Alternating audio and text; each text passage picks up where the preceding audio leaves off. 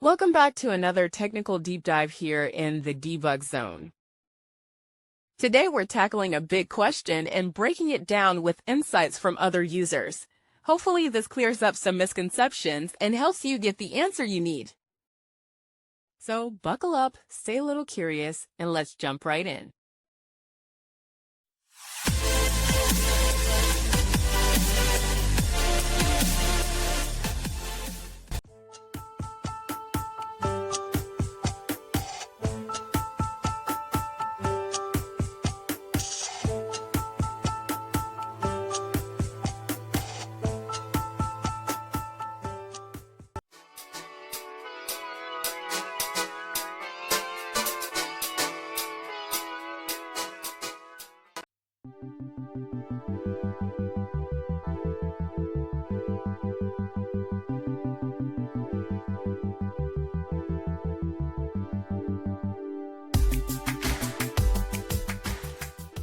And that's a wrap. I hope you found the answer you were looking for. If you did, take a second to hit that subscribe button. It really helps out.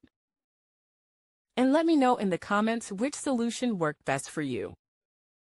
See you next time in the debug zone.